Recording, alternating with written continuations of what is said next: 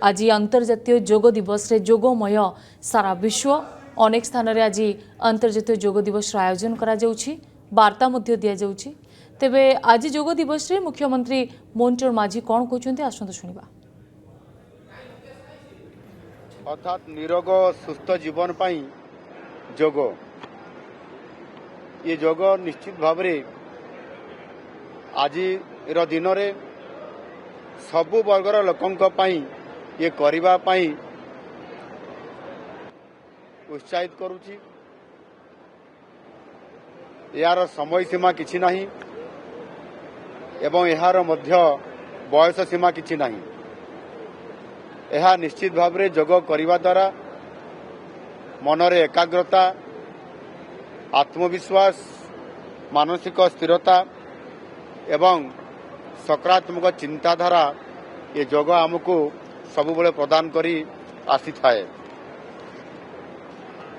मो विशेष भाव में एथिरे आमर जो माने वयस्क एवं वयोज्येष्ठ व्यक्ति अछंती समानकु योग करिवा पई एवं नियमित भाव में योग एवं प्राणायाम करिवा पई समानकु अनुरोध करिबी।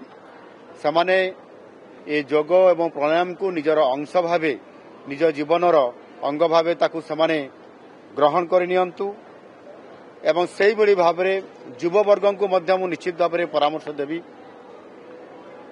युववर्ग मध्य समाने अंतत पक्षे 20 मिनिट रु 30 मिनिट पर्यंत समाने ये योग एवं प्राणायाम को निज जीवनर अंग भाव में एक अंश भाव में नियंतु, जोथि पाई कि समान को एकाग्रता करिबारे एवं समान को नूतन शक्ति भरी देबारे ये निश्चित भाव में समान को आत्मविश्वास मध्य आनीदेव। सेथिपाई आज जो अंतर्राष्ट्रीय योग दिवस अवसर रे केंद्र सरकार को तरफ तथा आम राज्य सरकार को तरफ मध्य याकू किभली भाव में अधिक प्रसार प्रचार करा एवं समस्त को एथिरे किभली भाव में इन्वॉल्व करा जाई दैनंदिन जीवन में प्रत्येक दिन योग पाई समय देवा एवं आमे समस्त योग करिबा एवं निजर जीवन को सुस्थ रखिबा एभली भाव में निरंतर भावे आम सरकार कार्य करुछंती।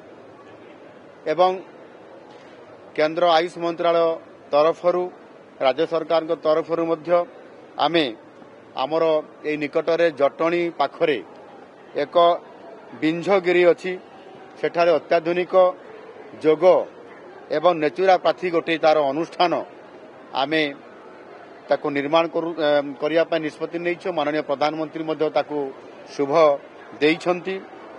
ये निश्चित भाव रे आयुष माध्यम रे हमर स्वास्थ्य सेवा केमती बढ़िबो, समस्त केमती निरोग हेबे, सुखरे शांति रे रहिबे, सेथि पाई मध्य हमर सरकार गजपति जिल्ला रे, मालकानगिरी जिल्ला रे एवं रायगड़ा जिल्ला रे 3टी आयुर्वेदिक मेडिकल कॉलेज एवं हॉस्पिटल आमे मध्य खोलिबा पई सरकार निष्पत्ति नेइछंती।